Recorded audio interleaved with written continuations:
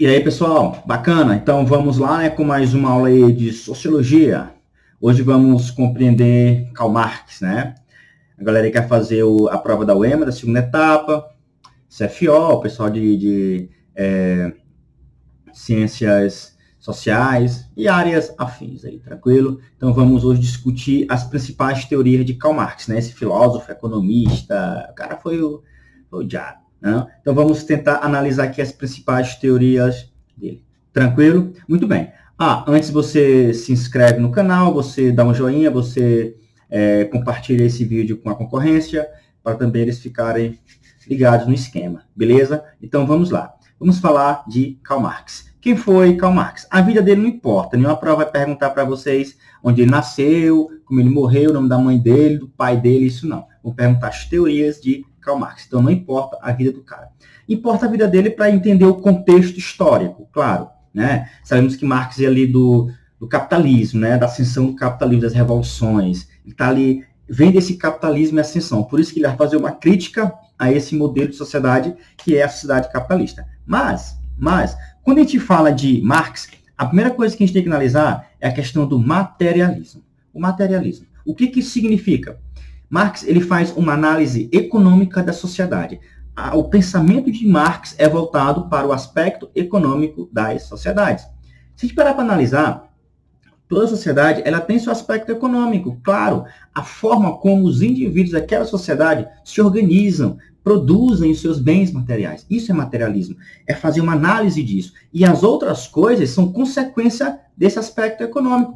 Por isso que ele chama de infraestrutura e superestrutura. Infraestrutura é a base da sociedade. A superestrutura são todas as outras coisas, tá? O Estado, as ideias econômicas, as ideias sociais, políticas, a moral, né? A arte, tudo isso, o próprio pensamento do indivíduo é fruto do seu sistema econômico. Então, quando a gente fala infraestrutura, nós estamos nos referindo ao aspecto material, ao aspecto econômico de uma sociedade. A nossa é o capitalismo, você tem ideia. Na Idade Média, a base da galera era o feudalismo. Então, toda sociedade ela tem a forma como se organiza economicamente. Beleza, galera? Então, ele procura explicar a evolução das relações econômicas nas sociedades humanas ao longo da história. Isso é chamado de materialismo histórico. O que é o materialismo histórico, professor? É entender a história pelo seu aspecto econômico. É fazer uma análise das sociedades pelo seu aspecto econômico. Bicho, isso faz sentido. Se Marx é economista, claro, lógico que ele vai ver a sociedade pelo aspecto econômico. Se ele fosse um padre, fosse um religioso, ele ia ver o aspecto religioso das sociedades, entende? Mas como ele é um economista também, ele precisa compreender, ele busca compreender as sociedades pelo seu aspecto econômico. E ele classifica as sociedades de acordo, tá, com a maneira como eles se organizam economicamente. Por isso que ele vai chamar de modos de produção. Ele divide as sociedades em sistemas econômicos, que são os modos de produção. Então, o que é o materialismo histórico? É uma análise econômica da história da humanidade. Beleza? Então, vamos lá. Então, o Marx, quando ele faz essa análise da sociedade, né, essa análise econômica de todas as sociedades, ele chega a uma conclusão. Sabe qual é? Acompanhem comigo. A história de todas as sociedades tem sido a história da luta de classes. Olha só que interessante, galera. O Karl Marx está dizendo, nessa análise histórica que ele faz, que todas as sociedades têm uma coisa em comum. Sabe o que é? Sempre existiu luta de classes. Sempre existiu aqueles que são os donos dos meios de produção e aqueles que não têm os meios de produção, que não têm a terra, que não têm as fábricas, que não têm os instrumentos. E esses caras, a única coisa que eles têm é sua força de trabalho. E eles vão, de alguma forma, se relacionar economicamente com esses que são donos, tá, desses meios de produção. Na Idade Média, nós tínhamos os senhores e tínhamos os servos que não tinham as terras. Tá? Nós tínhamos os nobres, tínhamos os servos. No mundo capitalista, nós temos a burguesia, nós temos o proletariado. Beleza? Então, a história da humanidade tem sido uma história de luta de classes, ok? No sistema capitalista, a gente encontra quem? A gente encontra o patrão empregado, o burguês e o proletariado. Na Idade Média é o senhor feudal, que é dono das terras, e o servo. Então, a história da humanidade é uma história de luta de classes. Aqueles que são os donos dos meios de produção e aqueles que a única coisa que eles têm é sua força de trabalho e que, de alguma forma, eles se relacionam economicamente com esses donos dos meios de produção. Sei lá, um trabalho escravo, um trabalho servil, um trabalho assalariado. As relações de produção também se alternam ao longo da história. Então, ele propõe, ele chega à análise, né, que no sistema capitalista, essa luta continua, mas não é de agora, é histórica, e ele propõe uma revolução desse cara, o trabalhador, do proletariado. Ele propõe uma revolução daqueles que não são donos dos meios de produção. O Karl Marx fala assim, né, proletariados de todo o mundo, univos em uma revolução e tomai. Olha só, Marx ele fala tomai, ele não fala pedir, ele fala tomai os meios de produção, tomai as fábricas, as indústrias, os meios de produção. Porque antes de Marx apareceu uma galerinha lá que falava que para implantar um regime socialista tem que haver um acordo entre as classes. Que mano é acordo entre as classes o quê? Isso não vai acontecer, isso é utopia. Por isso que esses caras foram chamados de socialistas utópicos. E Karl Marx propõe uma revolução do proletariado. Para acabar com essa luta de classes, é só os trabalhadores se reunindo e tomando as fábricas, tomando os meios de produção. É a ideia socialista de Karl Marx. Então, o que ele propõe? Ele propõe a derrubada do Estado burguês. Porque o Marx ele fala que o Estado é uma instituição da burguesia que garante seus interesses. Então, trabalhadores, derrubem esse Estado burguês, e criem um Estado dos trabalhadores. É a ditadura do proletariado. É um Estado socialista, onde agora vamos dividir a riqueza. Olha só. Então, vamos, né, colocar aqui as coisas aqui em seus devidos lugares. O Marx materialista, ele faz uma análise econômica da sociedade, beleza? Então, ele percebe que em todas as sociedades existe uma coisa, a luta de classes. Donos dos meios de produção e donos da força de trabalho. Beleza. Ele vê que o capitalismo, isso se intensifica, essa luta se intensifica.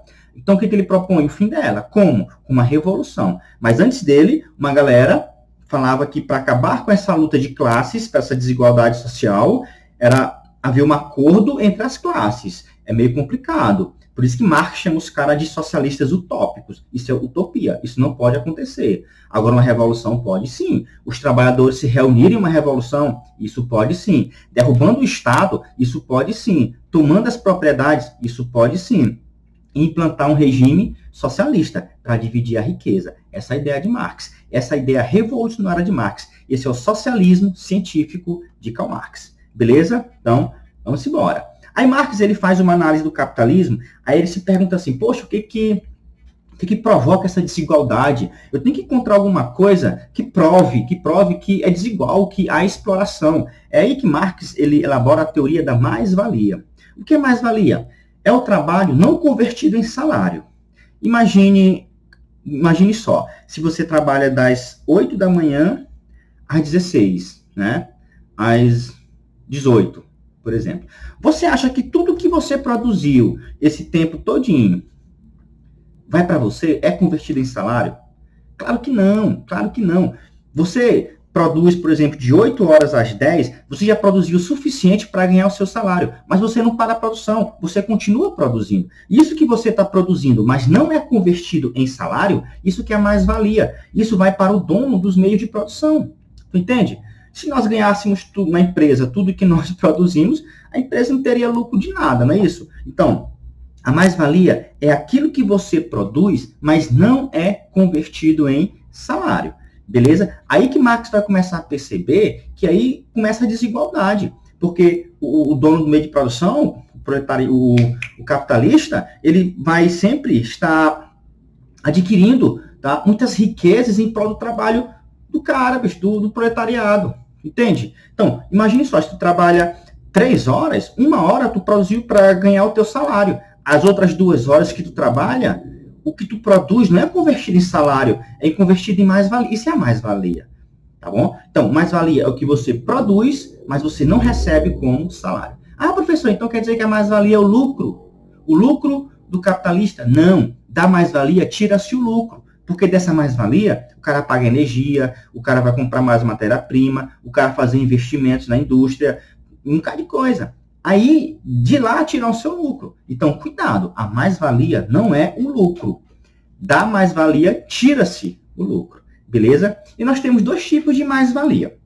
A mais-valia relativa e a mais-valia absoluta. A absoluta é quando o cara aumenta o ritmo do trabalho, aumenta a jornada de trabalho, beleza? Para ele continuar ganhando mais em cima do que você está produzindo. Só que lá na Europa começou a haver muitos movimentos contrários a essa alta jornada de trabalho, tá? Movimentos como o ludismo, movimentos como o cartismo, que foi até mais organizado, e os trabalhadores começaram a ganhar direitos a diminuir a jornada de trabalho.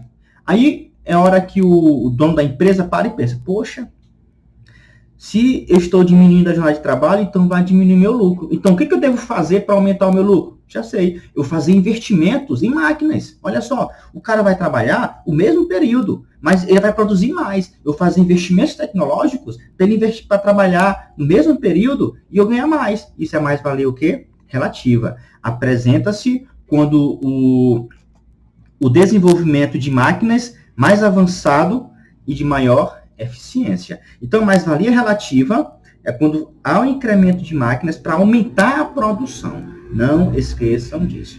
Beleza? Então, entendemos o que é mais-valia?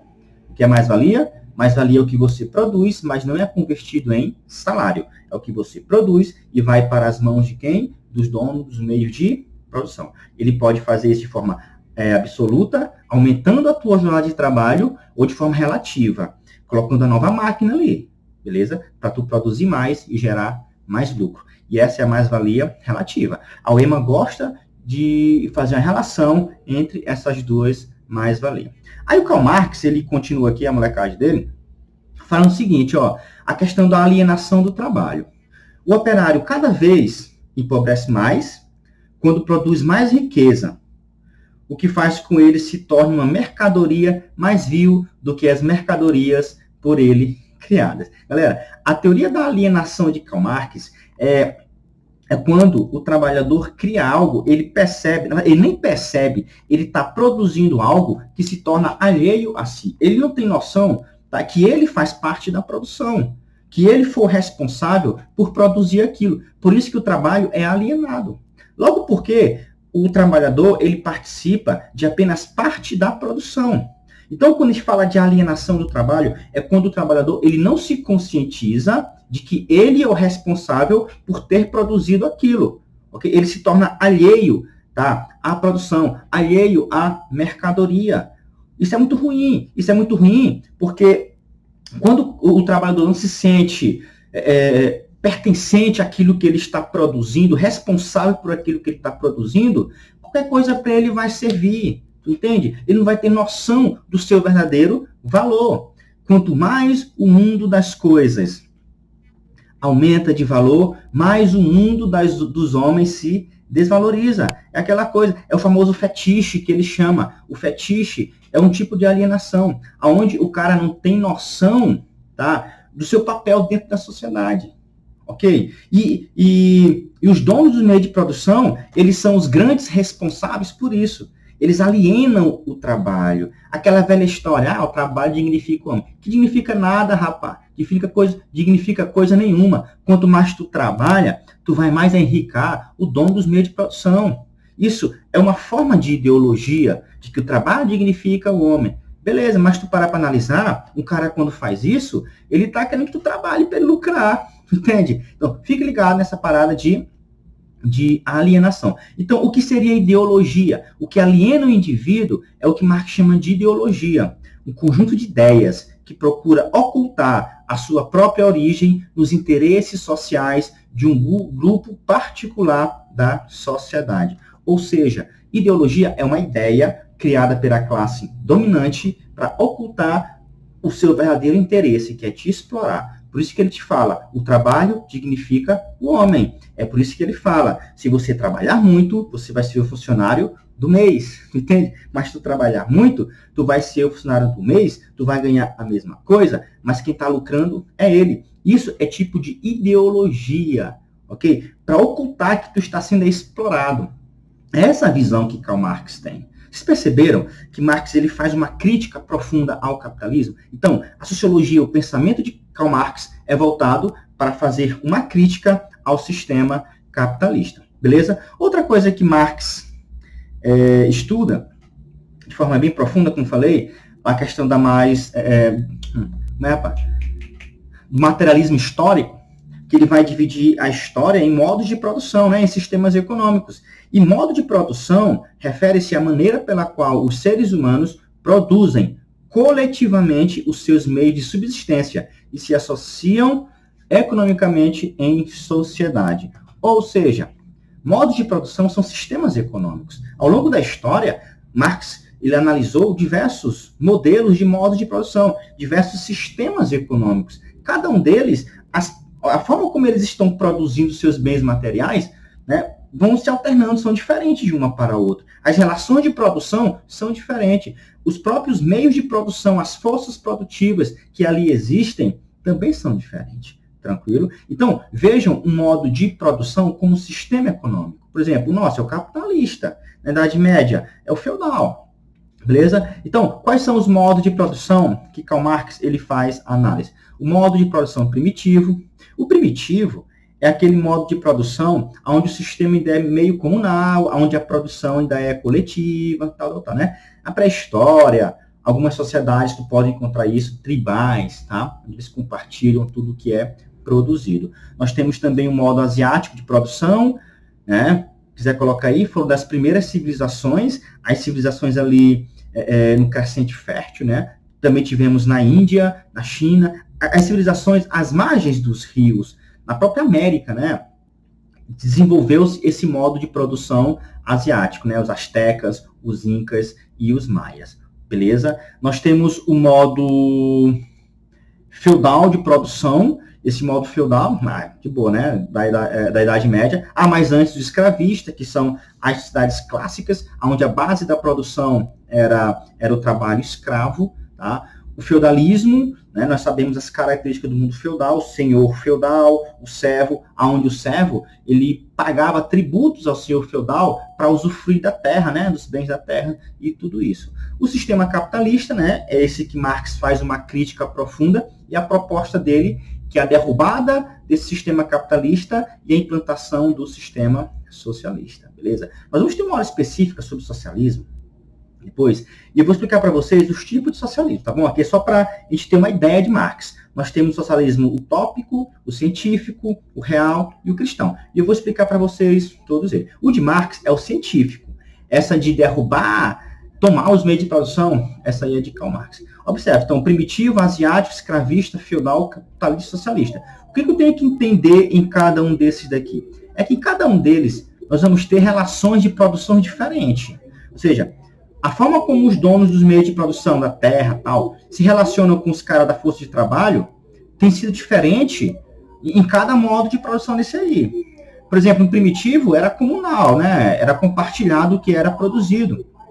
No asiático, era uma servidão coletiva. O Estado era detentor de todos os meios de produção das melhores terras e ele convocava a população para trabalhar em suas terras, né? Então, todos serviam ao Estado. Por isso que era servidão coletiva, beleza? No modo escravista, sabemos que a relação de produção era de escravismo, né? Um trabalho escravo. No sistema feudal, a relação de produção era de servidão, onde o servo pagava pela terra, pagava pelos instrumentos, né? Que são os tributos feudais. A talha, a coféia, banalidade, mão morta, tostão de Pedro, né, que é o dízimo, tudo isso. E no sistema capitalista, a relação de produção é o trabalho assalariado, beleza? Os donos do meio de produção, das oficinas, das fábricas e o proletariado, que só tem a força de trabalho e vende. É por isso que no capitalismo, no sistema capitalista, o trabalho ele é visto como uma mercadoria, tá? Por quê? Porque o dono da fábrica, ele compra a tua mão de obra. Então, tem uma mercadoria. Tranquilo? Muito bem. Então, nós temos aí os modos de produção. Então, para a gente fechar aqui, Karl Marx, que nós estamos, não tem como aprofundar tanto, que a prova está bem, né? Nós vamos ter o nosso curso aí específico, onde nós vamos aprofundar cada teoria desses camaradas aí. Vamos ver as questões aqui. Assim, antes das questões, vamos só relembrar, né? Vamos só relembrar os principais tópicos de Karl Marx. Materialista. O que Marx vê? Primeiro, o aspecto econômico. Todas as outras coisas da sociedade são consequências dos aspectos econômicos da sociedade. Então, a lei, cultura, a moral é fruto do sistema econômico. Pense assim. E Marx, ele analisa todos os sistemas econômicos na história. E essa análise, ele chama de quê? De materialismo histórico, beleza? A questão da mais-valia, que Marx fala, que é o que você produz, mas não é convertido em salário. A questão da alienação e da ideologia, fique ligado nisso aí também, beleza? Ideologia, a classe dominante quer ocultar a realidade da exploração. Então, cria ideologias que te tornam alienado, ok? Então, a ideologia leva à alienação, certo? Os modos de produção, né, que nós vimos aí, e blá, blá, blá, blá. Então, vamos ver aqui as questões. A primeira, segundo Raymond Aron, né, para Marx, o tempo de trabalho necessário para o operário produzir um valor igual ao que recebe, sob a forma de salário, é inferior à duração efetiva do seu salário. Com base no trecho, faça o que se pede. Esse livro legal, né? Etapas do Pensamento Sociológico, de Raymond Aron. Tranquilo? A proposição apresentada por Aron está ligada a qual conceito dentro da teoria marxista? Explique esse conceito. Ideologia, não é isso? Ao conceito de ideologia. O trabalhador não está ciente do seu verdadeiro significado no processo produtivo. Muito bem. Aí ele complementa aqui. Como este conceito, dentro da teoria marxista, pode ser desdobrado como absoluto e relativo? Explique esses desdobramentos, caracterizando-os e definindo-os. Calma aí, galera. Não. A proposição apresentada por Aron está ligada a qual conceito dentro da... Assim, a teoria da mais-valia, tá? Desculpa aí. Que ele fala aqui, né? Segundo Aron, o tempo de trabalho necessário para o operário produzir um valor igual, blá, blá, blá, blá. Então, a mais-valia, tranquilo? Então, letra A é mais-valia. Alienação é quando o cara não está ciente disso, né? Tem alienação aí? Tem, né? Mas a questão se refere ao conceito da mais-valia. Olha a letra B que complementa aqui, né? Como este conceito, dentro da teoria marxista, pode ser desdobrado como absoluto e relativo? É só você classificar aí, né? O que é a mais-valia absoluta e a mais-valia relativa. A absoluta é você aumentar a jornada de trabalho para lucrar em cima disso, né? A mais-valia relativa é você fazer desenvolvimentos técnicos industriais para aumentar a produção na mesma jornada de trabalho. Tranquilo? Então, de boa. Esse aqui que vai falar sobre alienação. Quer ver? Olha só. O homem faz a religião não faz o homem. E a religião é, de fato, a autoconsciência e o sentimento de si do homem.